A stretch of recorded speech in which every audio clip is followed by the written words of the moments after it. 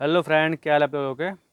तो कई भाई लोग कमेंट आ रहे हैं कि हमें जो साइज़ को हार्डवेयर की जो शॉप खोलनी है तो जो शॉप की जो साइज़ होनी चाहिए वो कितनी होनी चाहिए। तो नॉर्मली मैं बता दूं, अगर आप डिपेंड करता है आपके शॉप के ऊपर कि आप शॉप में क्या क्या आइटम रख रहे हैं और कौन कौन सी साइज़ के आप आइटम रख रहे हैं। नॉर्मली जो हाइट होती है वो जो होती है 21 से 22 फुट से ऊपर होनी चाहिए आपकी जो शॉप की होती है गहराई। और चौड़ाई आप जितनी मर्जी रख लो, 15 फुट, 16 फुट, 10 फुट तक भी आप रख सकते हैं, कोई दिक्कत नहीं है। लेकिन जो शॉप की जो गहराई होती है वो 21 से 22 फुट की होनी ज़रूरी है।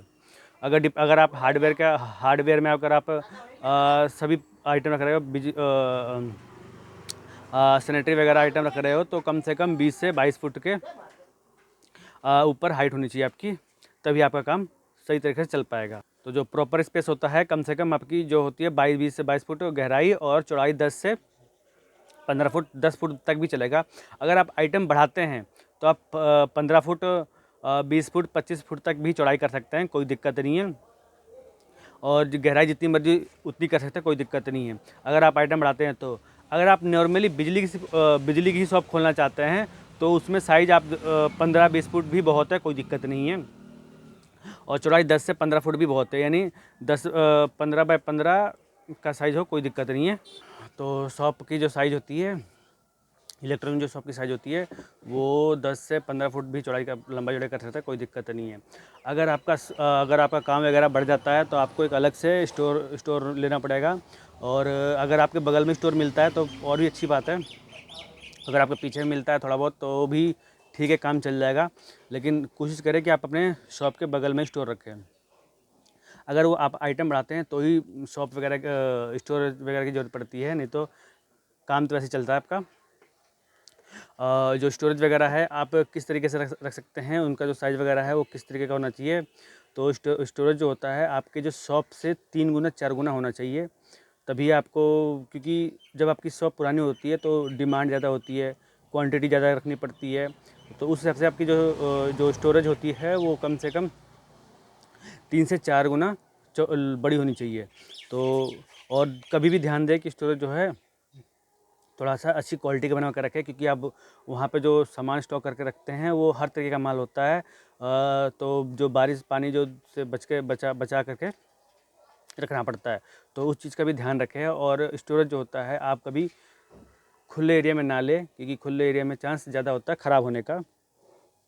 तो इस तरीके से आप जो शॉप वगैरह है आप थोड़ा सा कंजस्टेड एरिया में ले, जहाँ चारों तरफ से मकान वगैरह हो, इससे चोरी भी की भी समस्या होती है वो कम होती है। क्योंकि ज़्यादातर जो होते हैं, जो ज़्यादा सामान होता है, महंगा सामान भी कुछ भी हो, तो हम लोग स्टोरेज तो हम गोदाम में ही करते हैं, जो ज़्यादा स्पेस वाला जगह हो।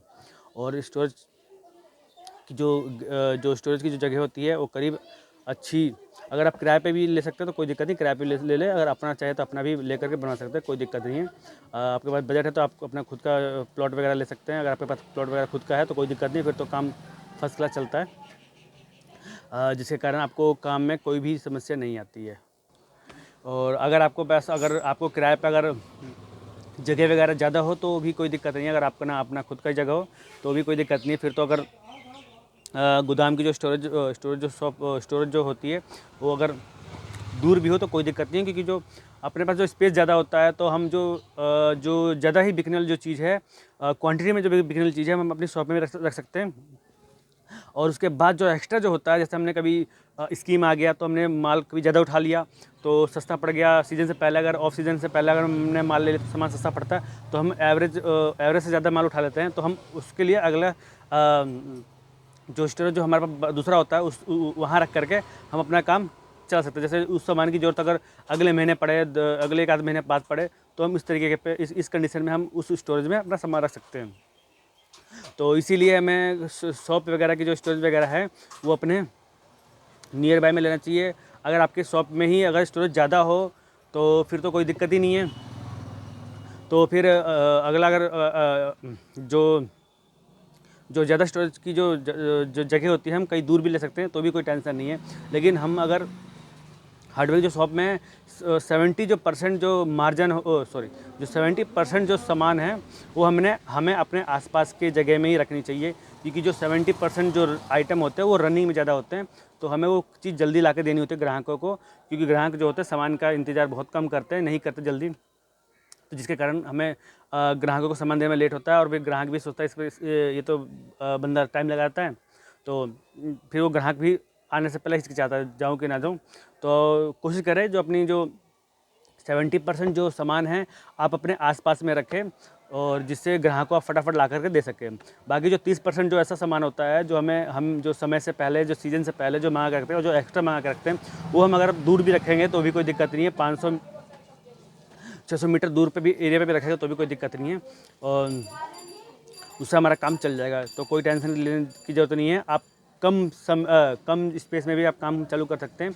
आप बगल में स्टोरेज ले सकते हैं, लेकिन ध्यान रहे स्टोरेज कभी भी हो अपने शॉप से डबल ही ले, 2 गुना 3 गुना 4 गुना ज़्यादा ही ले, क्योंकि आप जब शॉप 4 साल 5 साल जब पुरानी हो जाती है तो आपकी जो ग्राहक की जो डिमांड होती है ज़्यादा होती है। तो इस हिसाब से आपके पास सामान, अगर आपके पास 50% ग्राहक है तो आपको 70-80% का स्टोरेज रखना पड़ेगा, तभी आपका काम चलेगा। तो उसके लिए आपको ज़्यादा स्पेस वगैरह की ज़रूरत पड़ती है। तो ऐसे और भी कोई जानकारी हो तो आप मुझे शेयर कर सकते हैं, और मुझे आप कमेंट में कमेंट करके पूछ सकते हैं कि और इससे और जो स्टोरेज वगैरह है उसका जो इन्वेस्टमेंट जो होना चाहिए, जो किराया वगैरह होना चाहिए, वो किस तरीके का होना चाहिए, और अगर किराया आपका ज़्यादा ले रहा हो तो किस तरीके का उससे हैंडल कैसे करना चाहिए। तो मैं जो ये किराए का जो हिसाब किताब है मैं आपको नेक्स्ट वीडियो में आपको समझा दूंगा कि इसमें किराए का कितना % जो होता है किराया जो होता है अपना लगता है, और इसमें जो प्रॉफिट वगैरह हो क्या होता है उसमें। तो इस चीज़ के बारे में हम आपसे नेक्स्ट वीडियो में करेंगे।